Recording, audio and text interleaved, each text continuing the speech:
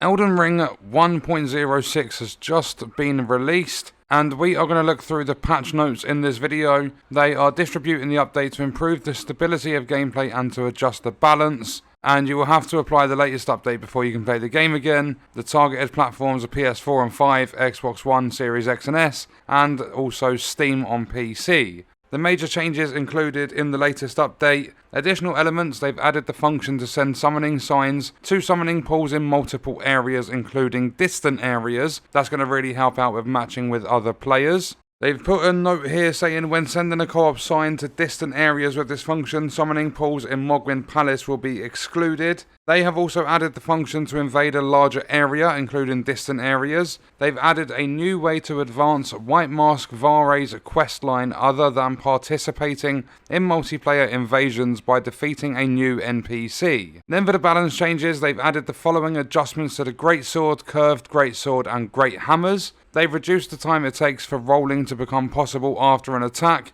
So jump attack, dual wield attack and attacks while mounted are not included. They've increased the motion speed of strong attack and charge attack, mounted are not included. They've increased the guard counter's motion speed. They've increased the attack speed of great axes and reduced the time it takes for rolling to become possible after an attack. Then same as before, jump attack, so on and so forth, are not included. They've increased the rolling distance when the player has a light equip load. That one might actually come in quite handy. They've increased the hitbox of Cypher Patter's weapon skill, Unlockable Blade, if that's how you pronounce that one. They've increased the range of the Ash of War Glintstone Pebble and Glintstone Dart projectile while decreasing the damage and stagger power. So I'm not sure about that one, increasing the range with decreasing the damage. I feel Glintstone Pebble was weak as it is, although I'm more thinking of the sorcery and not the Ash of War. They've decreased the travel distance and invincibility frames of the Ash of War Bloodhound Step while adding the changes below. They've reduced performance when used continuously. They've increased the travel distance when you're on a light equip load.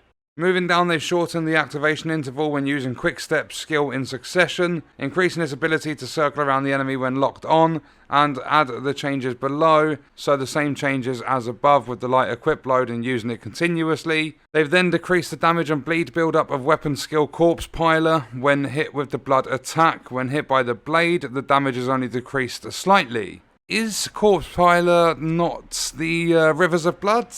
So that's taken another nerf, because it was slightly nerfed in one of the previous patches. So for them to decrease the damage and bleed build-up of Corpse Piler, yeah, bye-bye Rivers of Blood. They also decreased the target tracking ability of the Sorcery Stars of Ruin. Now when it comes to the bug fixes, I'm not going to go through them all. There are quite a lot in this set of patch notes. But just to flick through a couple, I'll leave this linked in the description. You can come and have a look at all of them if you want to. As an example, fix the bug that allows Rock Blaster to not consume any FP when used with a staff on the left hand and no weapon on the right hand. I'm pretty sure I used that a couple of times. They've also, let's have a look, what's this? Fix the bug which caused the playable character's movement to become unstable upon hitting certain enemies with the skill Ghost Flame Ignition. They've done some bugs with the Deathbed Dress. They've fixed a bug when two-handing a halberd, which made it harder to withstand enemies' attacks after using guard counter.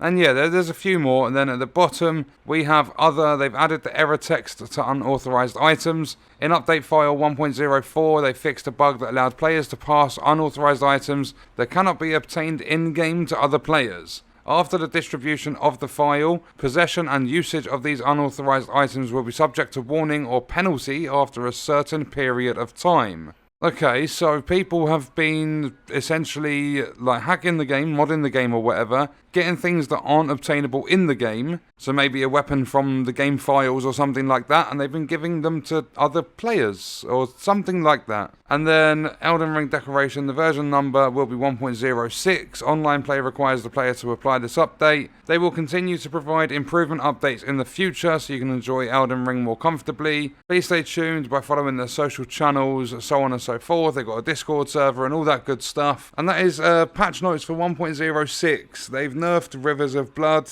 and they haven't done really any other balancing or any other important balancing I think Arcane needs a bit of a tweak. It's been a very long time that players have been using bleed builds. They are incredibly powerful. It'd be nice to see some other things step up, but obviously that weren't their goal with this update, and hopefully 1.07 does bring some buffs to some of the lesser used items in the game. But check out this video if you want to see more Elden Ring content on the channel. That's going to do it for this one. I'll see you in the next video. I hope you guys enjoyed it. Thank you for watching.